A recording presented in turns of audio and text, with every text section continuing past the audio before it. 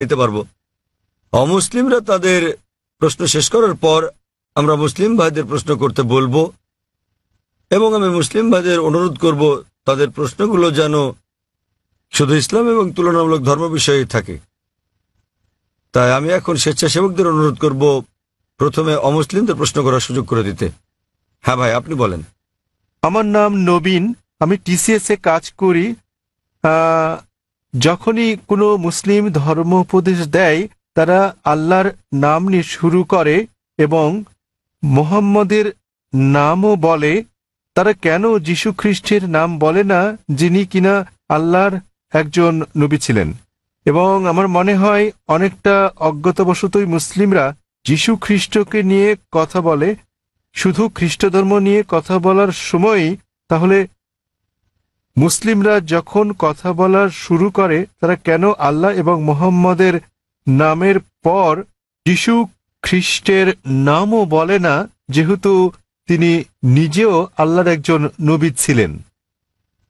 ভাই, খুব ভালো প্রশ্ন করেছেন যে যখন মুসলিমরা আলোচনা শুরু করে ইত্যাদি, তারা প্রথমে আল্লাহ সুবহানাহু ওয়া তাআলার নাম স্মরণ করেন, এরপর আল্লাহর রাসূল মুহাম্মদ সাল্লাল্লাহু আলাইহি সাল্লামের নাম নেন। কেন তারা নাম নেন না যীশু খ্রিস্টের, তার উপর শান্তি বর্ষিত হোক? আপনি মনে করছেন এটা করলে ভালোই হবে, যেহেতু আপনি জানেন যে ইসলামে যীশু খ্রিস্ট, তার উপর শান্তি বর্ষিত হোক, তিনিও আল্লাহ তাআলার একজন রাসূল ছিলেন, তিনিও ইসলামের একজন বার্তাবাহক। আল্লাহ কোরআনে বলেছেন সূরা ফাতির অধ্যায় নম্বর 35 আয়াত নম্বর 24,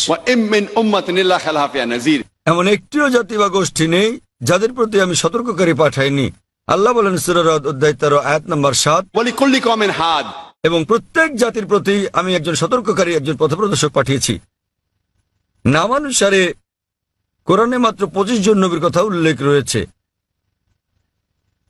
কিন্তু আমাদের প্রিয় নবী মুহাম্মদ সাল্লাল্লাহু আলাইহি ওয়াসাল্লাম বলেছেন, সহিহ হাদিসের উল্লেখ আছে, এটা মিশকাত আল মাসাবিতে, যে আমাদের প্রিয় নবী বলেছেন যে 1,24,000 পয়গম্বর পাঠিয়েছেন আল্লাহ সুবহানাহু ওয়া তাআলা এই পৃথিবীর বুকে, কিন্তু কোরআনে কেবল 25 জনের নামই পাওয়া যায়। আদম, ইব্রাহিম, মুসা, যিশু, মুহাম্মদ, তাদের সকলের উপর শান্তি বর্ষিত হোক। তো ভাই, আমি যদি আপনার কথা মেনে নেই যে আমাদের নাম উল্লেখ করা উচিত সকল নবী রাসূলদের, তাহলে 1,24,000 নবী রাসূলগণের নাম নিতে না পারলেও অন্তত কোরআনে বর্ণিত 25 জনের সকলেরই নাম নিতে হবে। তাহলে ভেবে দেখেন প্রথম বাক্যটি কত বড় হয়ে যাবে।